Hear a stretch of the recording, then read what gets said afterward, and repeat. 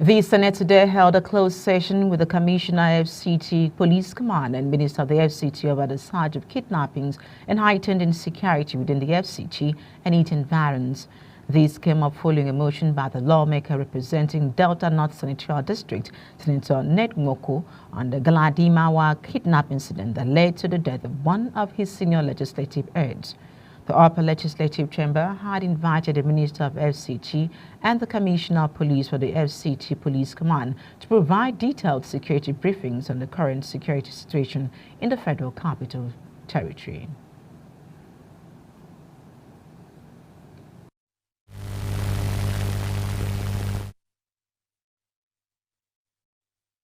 Meanwhile, the Minister of Federal Capital Territory Administration, FCTA Nyesom Wike, has revealed that the administration has been able to bring down the wave of insecurity.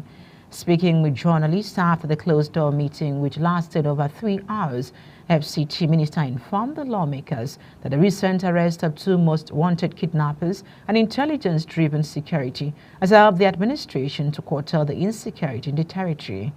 Wike, who said the level of kidnapping among other crimes may not be eradicated with involvement of family members arranging for the kidnapping of their fellow family members. He, however, assured more of infrastructural provision and improved security in the territory. Correct. Even the senators agreed that security has quite improved in FCT. And let me also say, there's no part of this world where criminality has been abated. No.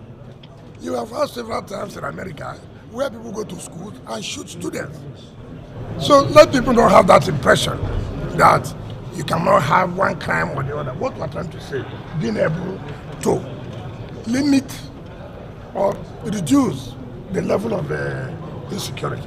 But if anybody tells you that as society is concerned, you not have one form of criminality, that is not correct. And we must have to tell ourselves the simple truth. Also, most of the kidnappings to you here sometimes are state-managed by people. There are some internal arrangements. Take, for example, you have a housekeeper in the house, you have a driver who plot to kidnap the child of their master. In that case, what do you want us to do? All we can do is to say how the person has been kidnapped is being released. But to stop it will be difficult because it's an in-house arrangement where a driver that is involved to go and bring a child from school will mastermind the kidnapping. So these are the things we should know. We're not talking about in-house right now. We're talking about kidnapping and abduction. I said some of this. I said some of this too are internally arranged. I'm not saying that we don't have kidnapping. Mind you, 2 most wanted notorious kidnappers, we have gotten them. And that's why you see the level of kidnapping has reduced. So we're not saying that we have gotten to where we want to be, but we're doing a lot. And people must acknowledge that what used to be is not what we are seeing now. And we'll continue to say, we'll continue to do our best by providing the best for our people. That's what we're trying to say. Thank you, sir. We cannot give you the assurance that there will be no one form of criminality. Nobody can say that.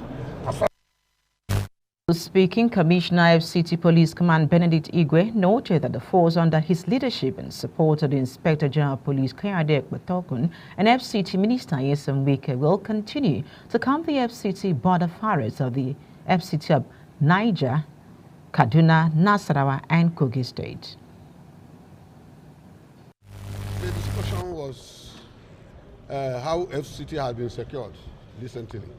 All of them came to acknowledge that FCT is not secure recently, especially like many of them said there, since my assumption of office. They have seen changes, they have seen, and I give it to some of my boys, my colleagues in the other security outfit, because we have been working in synergy to ensure safety.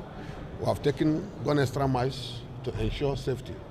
And they were able to mention at least since 1 month and there's no kidnapping in FCT. No person can say there's a kidnapping.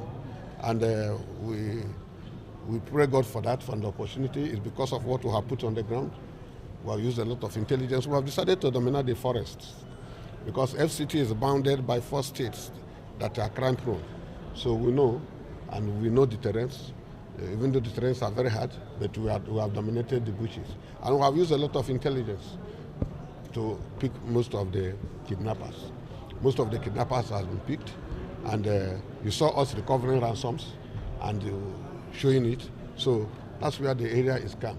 Other crimes like one chance, I have said this several times, that there's no law in this country that has established any crime offense to be one chance. No law. One chance is just robbery. Since I took over, we treated them because they are robbers. We have to treat them like robbers. And they know that, I said it the first day I took over, that I pity them because they don't know what they're doing. So they don't know what they're doing is robbery. When you kidnap somebody in your vehicle and along the line you confiscate everything and push the person off the road, it's robbery. You obtain those things by force. And when force is applied in obtaining, it becomes robbery. So there's no law like one chance. And I have said, don't call it one chance where I am, because it is robbery. And we are going to treat such people as well, no matter who is involved, whether man or woman. When you have the temerity to do the robbery. Meanwhile, Igwe cleared the air that the correctional officer who shot and killed one of the handcuffed convicted offender in Worcester Market on Tuesday has been arrested for interrogations.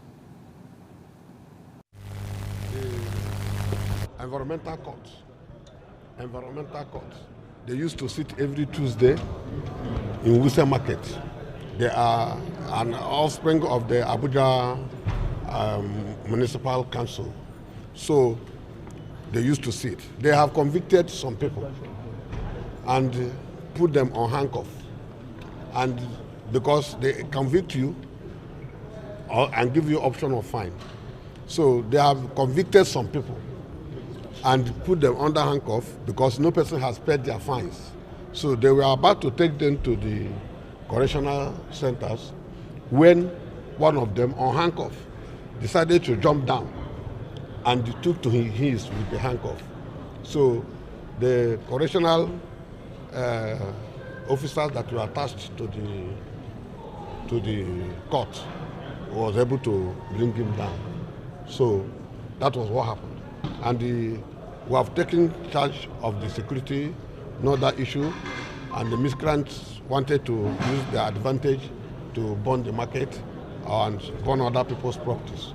But with our intervention, it was only few shops that were equally affected, but many goods were rescued out of the shops because I was there.